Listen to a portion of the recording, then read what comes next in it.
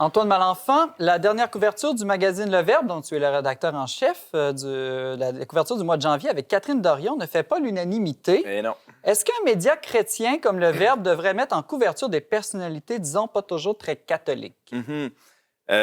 Oui, je suis rédacteur en chef, mais il faut dire que c'est Benjamin là, qui est le chef de pupitre, donc c'est lui qui gère. Ben oui, c'est ça. Lance-moi la responsabilité. Là. Alors, pour une fois, Simon Laurence Godin-Tremblay, notre collaboratrice chroniqueuse ici au Verbomoteur, va être contente, elle va être fière de moi. Pour une fois, j'ai une opinion tranchée, ferme, claire. Je suis presque sûr qu'elle va trouver une raison de ne pas être contente. Alors, poser la question que tu poses, Simon, c'est déjà y répondre. N'importe quel croyant normalement constitué devrait jamais, je dis jamais, tolérer la mise en lumière de blasphémateurs, la canonisation d'hérétiques et l'adoubement de renégats. C'est pourtant ce que fait le Verbe en présentant à ses lecteurs des vedettes, je mets des guillemets, des égéries de la pop culture, des têtes d'affiche de milieux underground les plus obscurs. Pourquoi est-ce qu'on les interviewe? C'est une très bonne question. Pas pour les canoniser, en tout cas. Il faut dire que c'est Voyons James voir. qui a interviewé Catherine Dorion dans le magazine dont il est ça. question. Attention, James. Pourquoi est-ce qu'on les interviewe? Pour leur demander ce qu'ils pensent du bon Dieu. Hein? Rendu là, on serait aussi bien de demander à Ricardo comment on rénove une salle de bain ou à Sœur Angèle comment on répare une scie à chaîne, tant qu'à y être. Mais ça m'intéresserait d'écouter sa réponse. J'ai mon voyage, Simon. Hein? Benjamin part en congé parental 2 mois, puis regardez ce que ses collègues font dans son dos. Il interviewe une révolutionnaire. Ça n'a pas de bon sens. Ils ont saisi l'opportunité. Alors, il me semble qu'il serait plus judicieux de demander à des théologiens ce qu'ils pensent de Dieu. Vous pensez pas à chacun son métier et les cochons seront bien gardés? Eh bien non. Au Verbe, on essaie de faire le pont entre deux univers. Le pont, que dis-je? La split, une bande d'écartelés, écarquillés qui souffrent de strabisme mental, de déchirement de laine à force de multiplier les acrobaties idéologiques, Simon. Des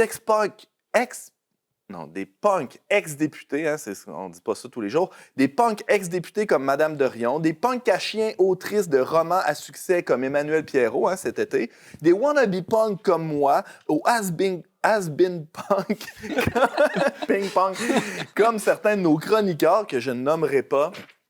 Coudon, on est tellement envahi de punks anticonformistes qu'on pourrait presque être tenté de croire que c'est rendu normal d'être marginal, Simon? Tout ça est quand même étonnant, voire suspect. Pour un média comme le nôtre, il faut dire que d'un côté, on est parfois taxé de conservatisme et de masculinisme toxique. D'ailleurs, où sont les femmes sur le plateau aujourd'hui? Il faut dire que Stéphanie a eu un vilain virus et James a accepté de la remplacer à pied Moi, je levé. pense que c'est un complot. Et bon, alors d'un côté, on se fait taxer de conservatisme et de l'autre, on nous accuse d'être, et je cite, j'ouvre les guillemets, le Châtelaine des cathos progressistes. Ça, c'est toute une insulte pour toi, Antoine. Ah ouais, hein? Efficace, quand même. Faites-moi un T-shirt avec ça, quelqu'un, ça presse.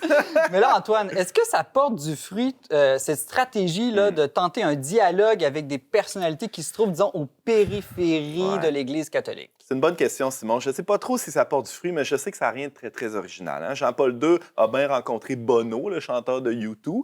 Le pape François a reçu Leonardo DiCaprio ou même Angelina Jolie.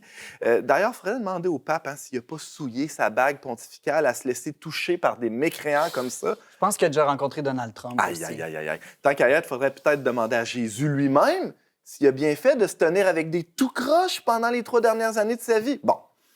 Il ne faut pas s'imaginer non plus qu'on réussit toujours au Verbe à être aussi inclusif que Jésus. Hein? Par contre, on essaie très fort, même si on ne réussit pas tout le temps, hein? Comme la fois où... OK, je pense qu'on va passer ça sous silence, c'est ça? Pas là. OK. De toute façon, si on voulait seulement mettre des bons catholiques parfaits et exemplaires en page couverture de nos magazines, Simon, il faudrait avoir une armée de recherchistes parce que ça ne court pas les rues. Hein? Ou alors, peut-être que la solution, ce serait de revenir aux photos de paysages et de petites fleurs jaunes ou des icônes de saints là, en page couverture, comme on a déjà fait dans le passé. On a déjà fait ça, hein? Ouais, c'est une stratégie comme une autre. On a toujours beaucoup de likes quand on fait ça sur les réseaux T'as sociaux. raison, hein? On n'est pas très stratégique. Alors, tu sais, Simon, être catholique, c'est croire à tous les articles du credo. Là, je ne le réciterai pas ici. Vous pouvez faire vos recherches sur Google. C'est quoi le credo catholique? Mais dans ce credo-là, il y a un bout où ça parle de Jésus qui est né, qui a vécu, qui est mort, qui est ressuscité pour sauver tout le monde. Ça ne veut pas dire que tout le monde va être sauvé. Ça, c'est pas de nos affaires. On ne le sait pas. Hein? Mais ça veut dire qu'il faut regarder chaque personne, même les artistes bizarres, comme des personnes que Dieu aime et qu'il veut les sauver. Même les politiciens aussi. Oui. Même C'est les encore plus bizarre. Même des fois. les plus bizarres, ouais. Eh oui. Enfin, Simon, comme je le disais plus tôt, comme je le dis depuis le début de cet édito, je pense que c'est une excellente idée de rencontrer des personnalités publiques, de les interviewer, de les interroger sur leur vie spirituelle, de tisser des liens entre des univers qui, ordinairement, ne se parlent que trop peu. C'est mon opinion. Ah, c'est ton opinion. Ah ouais. Ouais, comme on dit, tout le monde a le droit à ton opinion.